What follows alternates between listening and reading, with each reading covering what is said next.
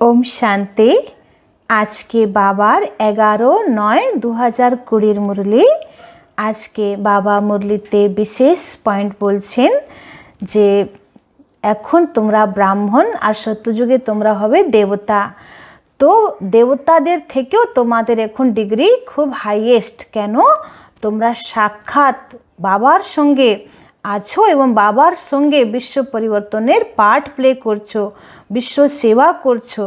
তো বাবা বলছে এখন তোমাদের মধ্যে জ্ঞান যোগের বল আছে। সত্যযুগে তো এই সমস্ত জ্ঞান তোমরা ভুলে যাবে। তো এখন তোমরা পড়াশোনা করছো, পুরুষার্থ করছো, তখন তোমরা দেবতা হয়ে যাবে। লক্ষ্মীনারায়ণ যখন হয়ে যাবে তখন ডিগ্রি পাওয়ার পরে আর এই পড়ার কোনো দরকার থাকবে না। তো এই জন্যে সত্যযুগে তোমাদের এই জ্ঞান মনেই থাকবে না। তো সারা কল্পের মধ্যে বাবার সঙ্গে মঙ্গল মিলন করার সময় হচ্ছে এই সঙ্গম যুগে। আর কোনো যুগে বাবা আসেনও না, আর তোমরা বাবার সঙ্গে মিলতেও পারবে না। বাবা বলছেন যে 2500 বছর মানুষ ভক্তি করেছে মুক্তিতে যাওয়ার জন্যে, কিন্তু যতক্ষণ বাবা না আসছে কেউ মুক্তিতে যেতে পারবে না। বাবাই এসে সকলের জন্যে মুক্তি, জীবন মুক্তির রাস্তা খুলছেন। তারপরে বাবা বলছেন যে এমনও সময় আসবে যে ক্রাইস্ট, ইব্রাহিম, বুদ্ধ এইসব ধর্মপিতাদের আত্মাকেও বাবার কাছে আসতে হবে, বাবাকে সালাম করার জন্যে, বাবা থেকে পবিত্রতার লাইট নেওয়ার জন্যে। তো এখন তারা যে গুপ্ত ভেসে আছে তারা বাবার কাছে আসবে, কোনো না কোনো সময় আসবে, আর বাবা থেকে তারা পবিত্রতার লাইট নিয়ে যাবে। তো ভাবে বাবা অনেক রকম রহস্য আজকেও খুলেছেন। চলুন এবার আমরা বাবার মুরলি বিস্তারিতভাবে শুনব। मीठे बच्चे, यह ड्रामा का खेल एक्यूरेट चल रहा है। जिसका जो पार्ट जिस घड़ी होना चाहिए वही रिपीट हो रहा है। यह बात यथार्थ रीति समझना है। বাবা বলছেন যে ড্রামার খেলা অ্যাকুরেট চলছে। যখন যার পার্ট যেভাবে প্লে করা আছে ড্রামাতে সে সেরকমই সে টাইমেই প্লে করছে, সেটাই রিপিট হচ্ছে।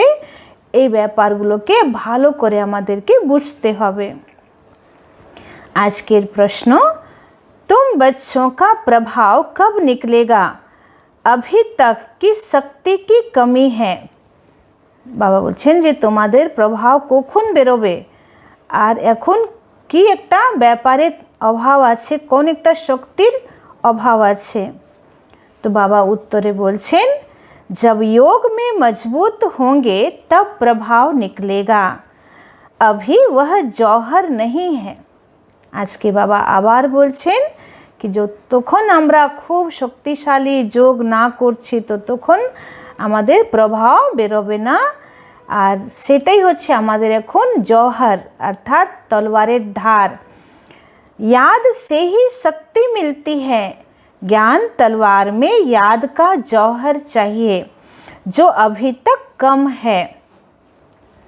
अगर अपने को आत्मा समझ बाप को याद करते रहे तो बेड़ा पार हो जाएगा।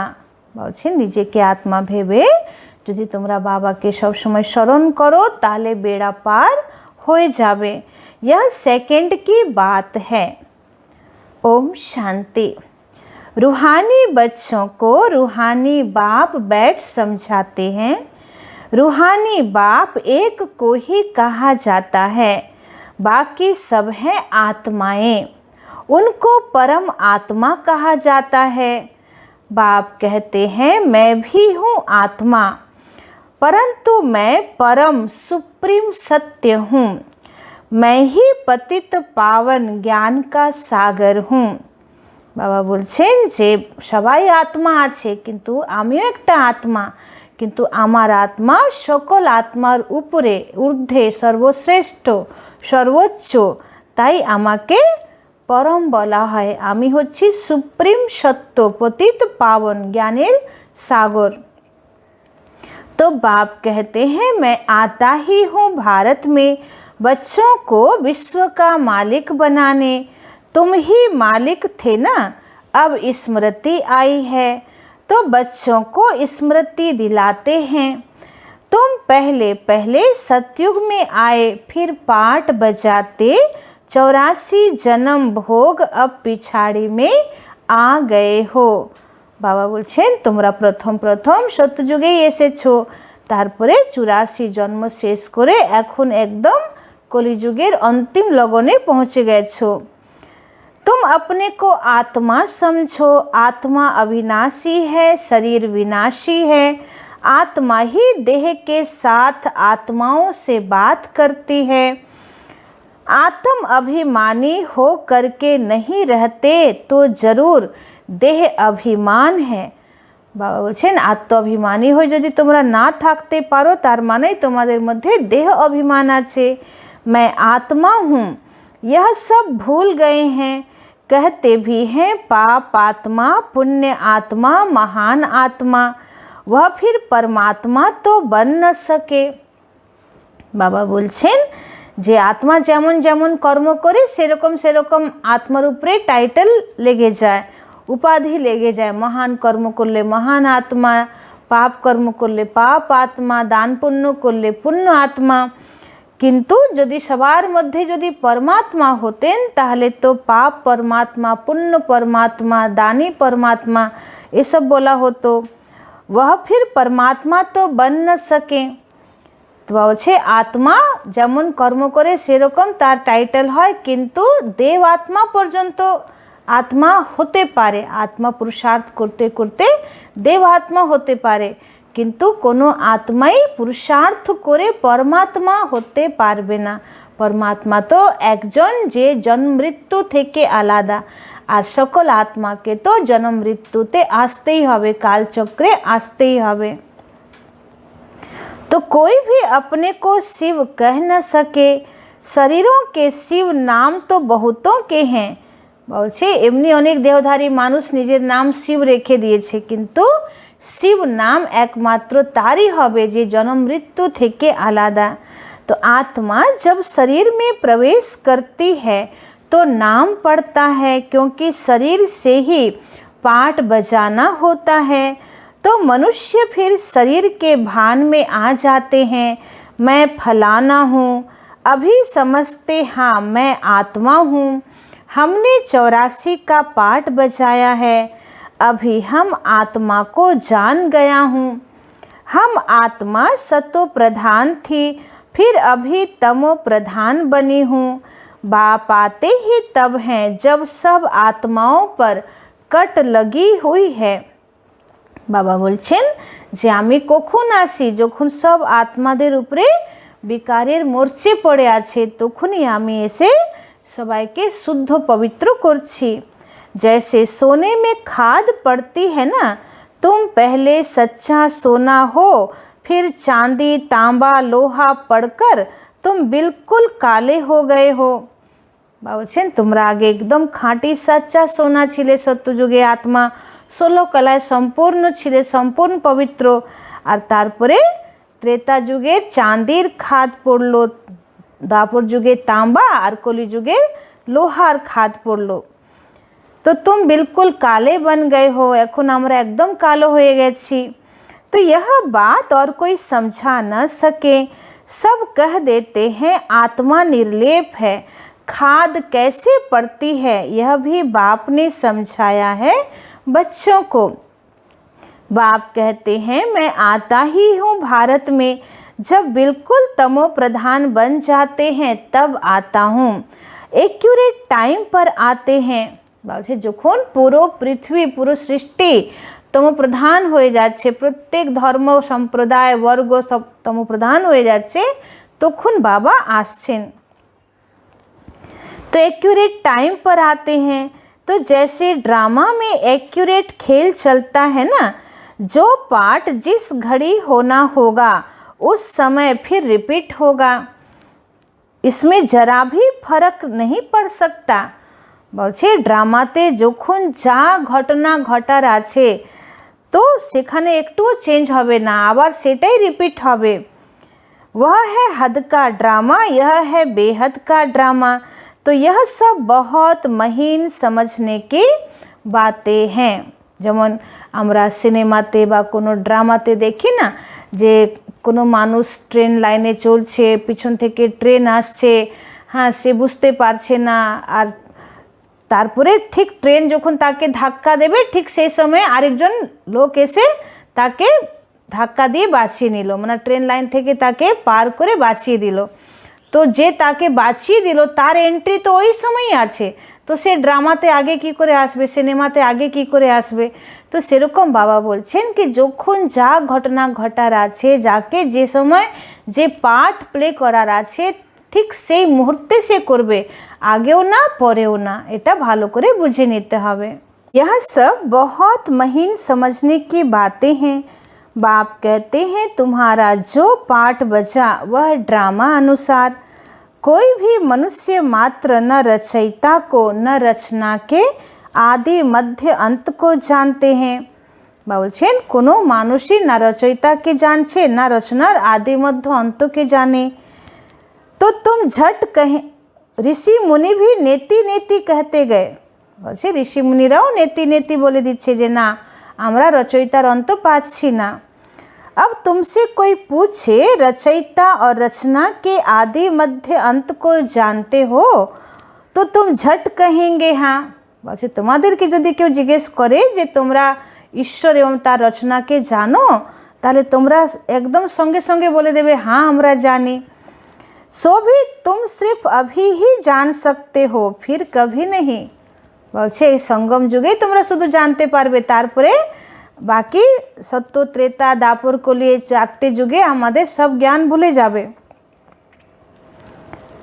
अच्छा यह लक्ष्मी नारायण का राज्य कब होगा यह जानते होंगे? नहीं, इनमें कोई ज्ञान नहीं है। वह यह तो वंडर है ना। तुम कहते हो हमारे में ज्ञान है, यह भी तुम समझते हो। বলছেন যে সত্যযুগেও আমরা যারা দেবী দেবতা হব তো আমরা ভুলে যাব যে আমরা সঙ্গম যুগে কি পুরুষার্থ করেছি, কিভাবে শিব বাবার সঙ্গে যোগ লাগিয়েছি, তার ফলস্বরূপ আজ আমরা এই পদ পেয়েছি। এইসব জ্ঞানও সত্যযুগে থাকবে না, সব ভুলে যাব আমরা। तो बाप का पाठ ही एक बार का है, तुम्हारी एम ऑब्जेक्ट ही है यह लक्ष्मी नारायण बनने की। তো বাবার সঙ্গে মিলন করার পাঠ এই সঙ্গম যুগেই আছে, ভগবান স্বয়ং আসছেন। তো এখন আমরা বাবাকে জেনে পুরো ব্রহ্মাণ্ডের রহস্য জেনে গেছি, পুরো আদি মধ্য অন্তের রহস্য জেনে গেছি, আর আমরাই লক্ষ্মীনারায়ণ হব বা ছিলাম এই উদ্দেশ্যটাও জেনে গেছি। बन गए फिर तो पढ़ाई की दरकार नहीं रहेगी। যখন লক্ষ্মীনারায়ণ হয়ে যাব তারপরে তো আর পড়ার দরকার থাকবে না। बैरिस्टर बन गया सो बन गया। बाप जो पढ़ाने वाला है उनको याद तो करना चाहिए ना, तुमको सब सहज कर दिया है। तो बाबा बार बार तुम्हें कहते हैं पहले अपने को आत्मा समझो, मैं बाबा का हूँ। पहले तुम नास्तिक थे अभी आस्तिक बने हो। इन लक्ष्मी नारायण ने भी आस्तिक बनकर ही यह वर्षा लिया है। বলছে লক্ষ্মী নারায়ণ তারাও आस्तिक হয়ে वर्षा নিয়েছে। जो अभी तुम ले रहे हो अभी तुम आस्तिक बन रहे हो। आस्तिक नास्तिक यह अक्षर इस समय के हैं, वहाँ यह अक्षर ही नहीं, पूछने की बात ही नहीं रह सकती। বাবা বলছেন আস্তিক নাস্তিক এই শব্দগুলো সত্যযুগে থাকবেই না, কেউ এসব ব্যাপারে কোনো আলোচনাই করবে না। पूछने की बात ही नहीं रह सकती। यहाँ प्रश्न उठते हैं तब तो पूछते हैं रचता और रचना को जानते हो, तो कह देते नहीं। तो बाप ही आकर अपना परिचय देते हैं और रचना के आदि मध्य अंत का राज समझाते हैं। बाप है बेहद का मालिक रचता। बच्चों को समझाया गया है और धर्म स्थापक भी यहाँ जरूर आते हैं। तुमको साक्षात्कार कराया था, इब्राहिम क्राइस्ट आदि कैसे आते हैं। আজকে বাবা ধর্মপিতাদেরকে মনে করছেন, যেমন গতকালকে বাবা বলেছেন যে এখানে ভীষ্ম পিতামহ আসবে, যারা বাবার জ্ঞান ছেড়ে চলে গেছে তারা আসবে, নতুন নতুন বাচ্চারাও আসবে যারা বাবা থেকে বর্ষা নেবে। আজকে বাবা আবার ইব্রাহিম, ক্রাইস্ট, বুদ্ধের আত্মাকে ইয়াদ করছেন যে তারাও আসবে কোনো না কোনো রূপে। এখন তাদের যেটা সাধারণ নামরূপ হয়ে আছে, তারাও এখন সাধারণ তমপ্রধান অবস্থায় চলে এসেছে। তো এই অবস্থায়ও তারা বাবার ঘরে আসবে আর বাবা থেকে लाइट माइट निए जावे। तो वह तो पिछाड़ी में जब बहुत आवाज़ निकलेगा तब आएंगे।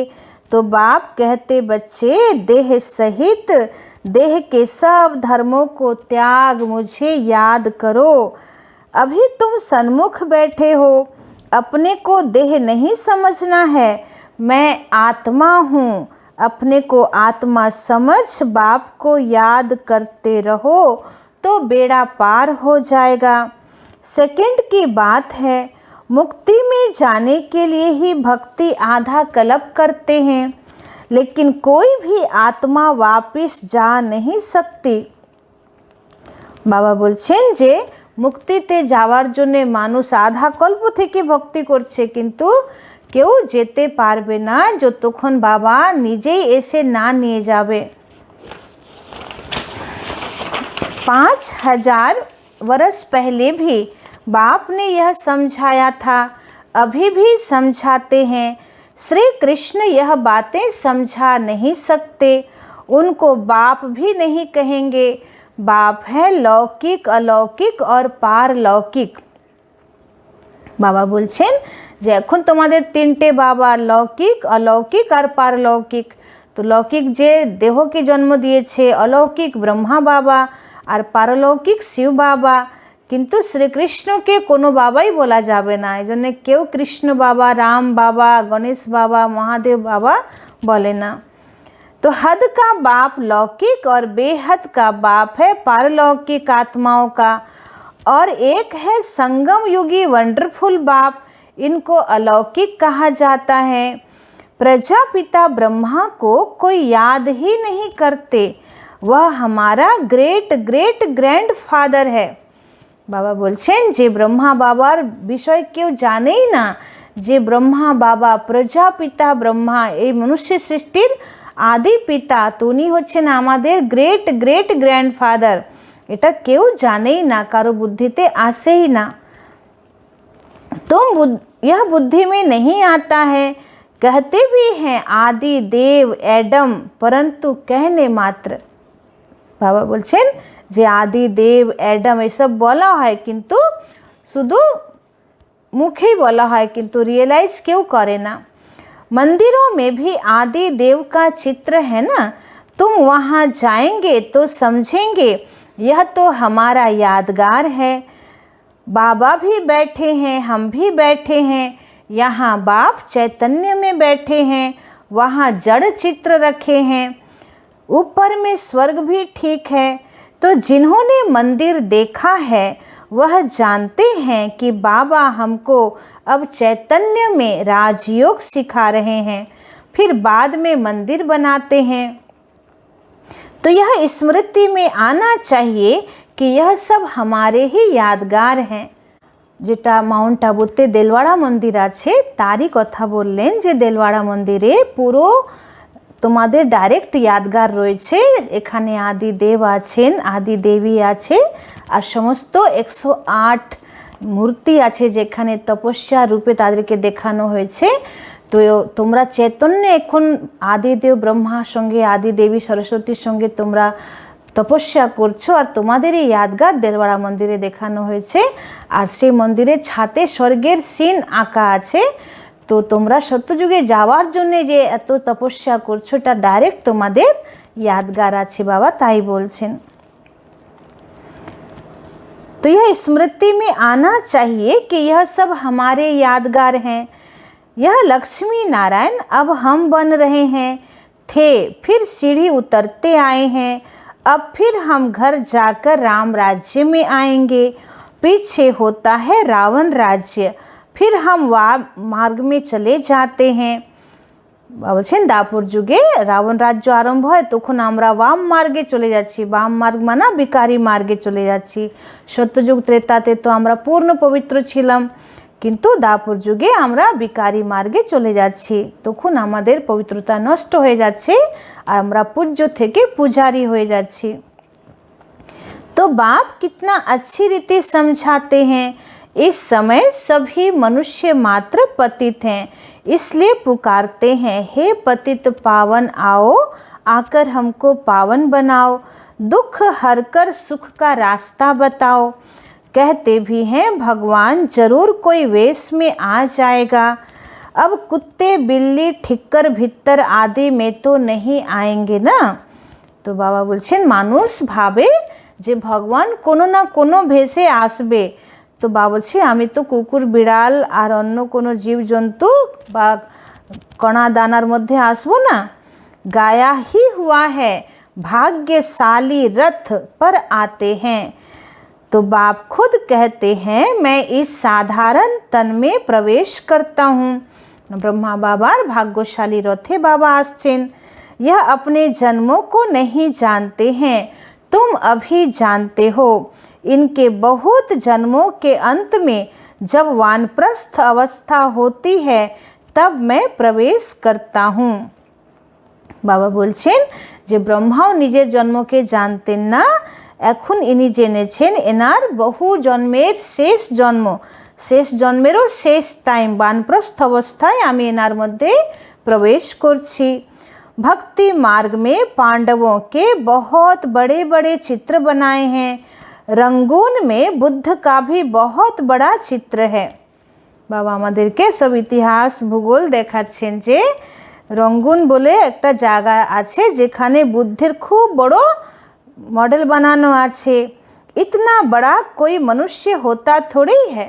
যেমন অজন্তা এলোরাতে সেখানেও দেখানো হয়েছে যে বুদ্ধের কত বড় বড় প্রতিমা, বুদ্ধ কোথায় ঘুমিয়ে আছে বা তপস্যা করছে, তো বিশাল বিশাল বুদ্ধের মূর্তি আছে। তো বাবা বলছে যে এত বড় তো কোনো মানুষ হয় না। बच्चों को तो अब हंसी आती होगी, रावण का चित्र कैसा बनाया है, दिन प्रतिदिन बड़ा करते जाते हैं। यह क्या चीज़ है जो हर वर्ष जलाते हैं, ऐसा कोई दुश्मन होगा? दुश्मन का ही चित्र बनाकर जलाते हैं। বাবা বলছেন যে যে অতি প্রিয় হবে তাকে তো কেউ পোড়াবে না, তার এফিজি কেউ পোড়াবে না। যখন মানুষের কারোর সঙ্গে খুব চরম শত্রুতা হয় বা বিরোধিতা হয় তখন তার পোস্টার বানিয়ে বা তার এফিজি বানিয়ে তার পুতলা বানিয়ে পোড়ানো হয়। তো রাবণের এফিজি প্রত্যেক বছর পোড়ানো হয়, তার মানে রাবণ হচ্ছে ভারতবর্ষের শত্রু। তো প্রত্যেক বছর রাবণ এক ইঞ্চি 2 ইঞ্চি তাকে বাড়িয়ে দেখানো হয়, তার মানে রাবণের প্রকোপ প্রত্যেক বছর বাড়ছে। तो दुश्मन का ही चित्र बनाकर जलाते हैं। अच्छा, रावण कौन है, कब दुश्मन बना है जो हर वर्ष जलाते आते हैं? इस दुश्मन का किसी को भी पता नहीं है, उनका अर्थ कोई बिल्कुल नहीं जानते। बाप समझाते हैं वह है ही रावण संप्रदाय, तुम हो राम संप्रदाय। अब बाप कहते गृहस्थ व्यवहार में रहते कमल फूल समान बनो और मुझे याद करते रहो। बाबा বলছেন যে গৃহস্থ ব্যবহারে থেকে তুমি পদ্ম ফুলের মতন হও আর আমাকে স্মরণ করো। कहते हैं बाबा हंस और बगुले इकट्ठे कैसे रह सकते हैं, खिटखिट होती है। অনেক বাচ্চারা বলে না বাবা সংসারে তো একজন জ্ঞানে চলে তো সে রাজহাঁস আর যে জ্ঞানে চলে না সে বক। তো রাজহাঁস আর বক একসঙ্গে কি করে থাকবে, খিটখিট হতেই থাকে। सो तो ज़रूर होगा लेकिन सहन करना पड़ेगा। বলছে এই খিটখিট তো হবে কিন্তু তোমাদেরকে সহ্য করতে হবে। তার মানে এটা না যে এত খিটখিট হচ্ছে, আমি নিরামিষ খাচ্ছি, একজন আমিষ খাচ্ছে, আমি পবিত্র থাকতে চাইছি, একজন আমাকে বিরক্ত করছে, তাহলে এই খিটখিট থেকে ভালো বাবা সে যেমন চাইছে আমি সেরকমই চলি। তো বাবা বলছে না, তোমাকে যদি সহ্য করতে হচ্ছে, তারা বাজে কথা বলছে, তোমার সঙ্গে লড়াই ঝগড়া করছে, কিন্তু তোমার ধারণা তোমার ধর্ম যেন তুমি নষ্ট করো না তাদের জন্যে। কেন আমরা তো জানছি যে দুনিয়া তো বিনাশ হবে, তারাও একদিন বুঝবে যে খারাপ তো খারাপই আছে, আমাদেরকে তো পুরুষার্থ করে দেবতা হতে হবে। তো বাবা থেকে শক্তি নিয়ে নিজের মনোবলকে বাড়িয়ে তাদের এই অত্যাচারকে সহ্য করতেই হবে, তাদের সঙ্গে লড়াই ঝগড়া করে কোনো লাভ নেই। तो बाप को कहा जाता है रांझू रमजबाज। सब उनको याद करते हैं ना, हे भगवान दुख दूर करो, रहम करो, लिबरेट करो। বলছেন বাবাকে বলা হয় রাঞ্ঝু রমজবাজ। রাঞ্ঝু রমজবাজ মানে যে উপর থেকে মনে হয় যে খুবই সাধারণ, কিন্তু ভিতরে খুব বুদ্ধি যে রাখে তাকে বলা হয় রাঞ্ঝু রমজবাজ। तो सब उनको याद करते हैं, वो लिबरेटर बाप सबका एक ही है। तुम्हारे पास कोई भी आते हैं तो उनको अलग अलग समझाओ। कराची में एक एक को अलग अलग बैठ समझाते थे। বলছে তোমাদের কাছে কেউ আসলে আলাদা আলাদা তাদেরকে ক্লাস করাও, নাহলে দু চারজন একসঙ্গে বসলে কি হয়, আরেকজনের সঙ্গ দোষের প্রভাব অন্যর উপরে লাগে। तुम बच्चे जब योग में मजबूत हो जाएंगे तो फिर तुम्हारा प्रभाव निकलेगा। अभी अर्जुन वह जौहर नहीं है। याद से शक्ति मिलती है, पढ़ाई से शक्ति नहीं मिलती है। ज्ञान तलवार है, उसमें याद का जौहर भरना है, वह शक्ति कम है। बाप रोज कहते रहते बच्चे याद की यात्रा में रहने से तुमको ताकत मिलेगी। बाबा प्रत्येक दिन ही बोलছেন যে यादेर यात्राয় থাকো তবে তোমার যে জ্ঞান তলোয়ারে जौहर भरे जाबे, माने धार हो जाबे। तो पढ़ाई में इतनी ताकत नहीं है, याद से तुम सारे विश्व के मालिक बनते हो। तुम अपने लिए ही सब कुछ करते हो। बहुत आए फिर गए, माया भी दुस्तर है। বলছেন বাবার ঘরে অনেক এসেছে, আবার কিছু না কিছু ব্যাপার নিয়ে তারা বাবার হাত ছেড়েও চলে গেছে। তো মায়া খুব শক্তিশালী আছে।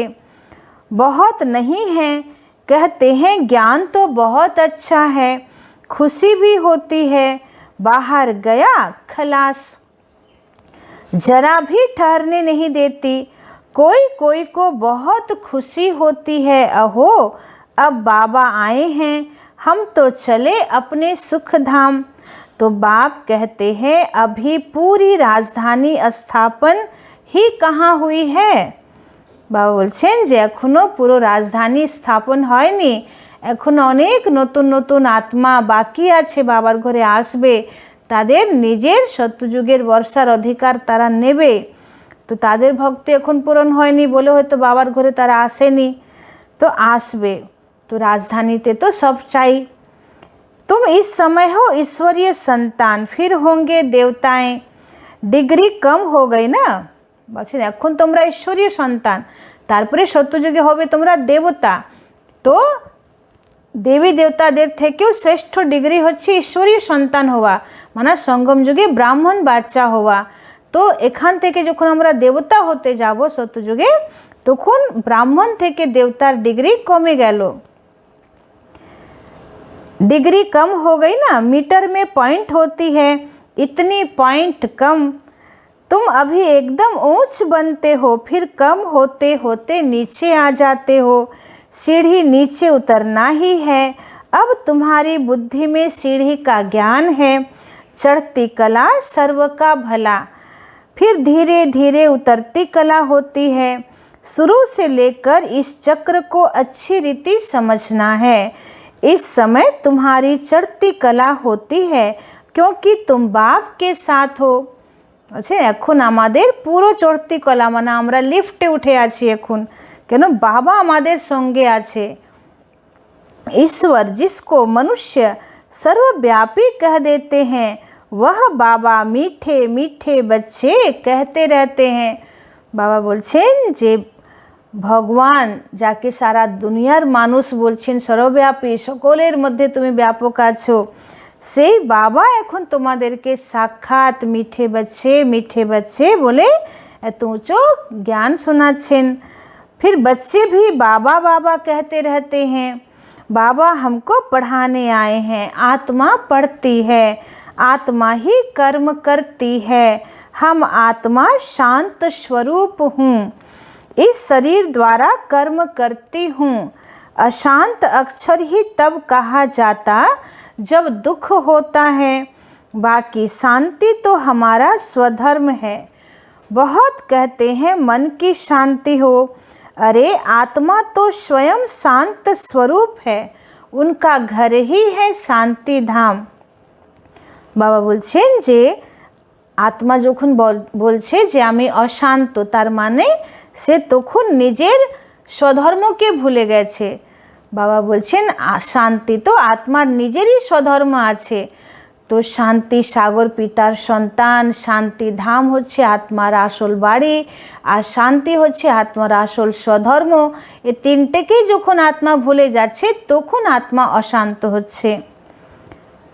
तुम अपने को भूल गए हो, तुम तो शांति धाम के रहने वाले थे, शांति वहाँ ही मिलेगी। आजकल कहते हैं एक राज्य, एक धर्म, एक भाषा हो, one cast, one religion, one God. अब गवर्नमेंट लिखती भी है वन गॉड है, फिर सर्वव्यापी क्यों कहते हैं? বাবা বলছেন যে আজকাল বড় বড় বুদ্ধিমান ব্যক্তিরা তারা বড় বড় কনফারেন্স করে, আর সেখানে তারা নিজের আশা ব্যক্ত করে যে এমন আমরা কি করব যাতে পুরো পৃথিবীতে one nation, one god, one language, one religion হবে, হ্যাঁ, এত অশান্তি হবে না। তো বাবা বলছে যখন ওয়ান গড বলছো তাহলে কেন বলছো ভগবানকে सर्वव्यापी? वन गॉड बोलते हैं लेकिन कोई मानता तो नहीं है ना। बोलছে वन गॉड बोलছে, one God, one world family, किंतु क्यों मानছে ना एक ईश्वर के, ताके क्यों मानছে ना। तो अब तुमको फिर यह लिखना है, लक्ष्मी नारायण का चित्र बनाते हो, ऊपर में लिख दो, सतयुग में जब इन्हों का राज्य था तो one God, one deity religion था, परंतु मनुष्य कुछ समझते ही नहीं, अटेंशन नहीं देते। अटेंशन उनका जाएगा जो हमारे ब्राह्मण कुल का होगा। বলছেন তোমরা জ্ঞান শোনাচ্ছ, কাউকে বোঝাচ্ছ, তো অনেকেরা শুনেও শুনে না, তারা সাইড কেটে চলে যায় বা তোমাদেরকে ইনসাল্ট করে চলে যায় যে এরা কী সব শোনাচ্ছে আত্মা পরমাত্মা। তো বাবা বলছে যারা ব্রাহ্মণ কুলের আত্মা হবে তারা ঠিকই বুঝবে, और कोई नहीं समझेंगे। इसलिए बाबा कहते हैं अलग अलग बिठाओ फिर समझाओ, फॉर्म भराओ तो मालूम पड़ेगा, क्योंकि कोई किसको मानने वाला होगा, कोई किसको। বলছে সবার নিজের নিজের ব্যক্তিগত অপিনিয়ন থাকে, কেউ কোনো ধর্মকে মানে, কেউ কাউকে মানে, এজন্যে আলাদা আলাদা বসিয়ে কোর্স করাও, সবাইকে একসঙ্গে নয়। सबको इकट्ठा कैसे समझाएंगे, अपनी अपनी बात सुनाने लग पड़ेंगे। पहले पहले तो पूछना चाहिए कहाँ आए हो, बीके का नाम सुना है, प्रजापिता ब्रह्मा तुम्हारा क्या लगता है, कभी नाम सुना है? तुम प्रजापिता ब्रह्मा की संतान नहीं हो, हम तो प्रैक्टिकल में हैं, हो तुम भी, परंतु समझते नहीं हो। बाबा बोलছেন যে কাউকে নতুনদেরকে বোঝাও যে প্রজাপিতা ব্রহ্মার নাম শুনেছো, নিজেকে ব্রহ্মার সন্তান ভাবছো, আমরাও আগে জানতাম না, এখন আমরা ডাইরেক্ট ব্রহ্মার মুখবংশাবলী সন্তান। তো এসব তাদেরকে যুক্তিপূর্ণ বোঝাও। अच्छा, मीठे मीठे सिखिल दे बच्चों प्रति मात पिता बाप दादा का याद प्यार और गुड मॉर्निंग। रूहानी बाप के रूहानी बच्चों को नमस्ते। हम रूहानी बच्चों के रूहानी बाप दादा को पदम गुना नमस्ते नमस्ते नमस्ते। सदा रहेंगे हंसते, बनेंगे फरिश्ते, चलेंगे परम धाम के सीधे रास्ते। এবার ধারণার মুখ্য সার 1 নম্বর পয়েंट, मंदिरों आदि को देखते सदा यह स्मृति रहे कि यह सब हमारे ही यादगार हैं। বাবা বলছেন মন্দিরে যাচ্ছ, মূর্তিগুলোকে দেখছো, পুজো পাঠ দেখছো, তো সবসময় এটা মনে রাখো যে এটা আমাদেরই यादगार। अब हम ऐसा लक्ष्मी नारायण बन रहे हैं। এখন আমরা এরকম লক্ষ্মী নারায়ণ হচ্ছি। 2 নম্বর पॉइंट, गृहस्थ व्यवहार में रहते कमल फूल समान रहना है। हंस और बगुले साथ हैं तो बहुत युक्ति से चलना है। বলছে সংসার জীবনে পবিত্র থাকতেই হবে পদ্ম ফুলের মতন, আর যদি কেউ জ্ঞানে চলছে না, বিরোধিতা করছে, তো তাদের সঙ্গে খুব যুক্তিপূর্ণভাবে চলো। সহ্যও করতে হবে, सहन भी करना है। আজকের বরদান, माया के बंधनों से सदा निर्बंधन रहने वाले योग युक्त बंधन मुक्त भव। বলছেন মায়ার বন্ধন থেকে সবসময় নির্বন্ধন হওয়ার জন্যে যোগযুক্ত আর बंधन मुक्त হও।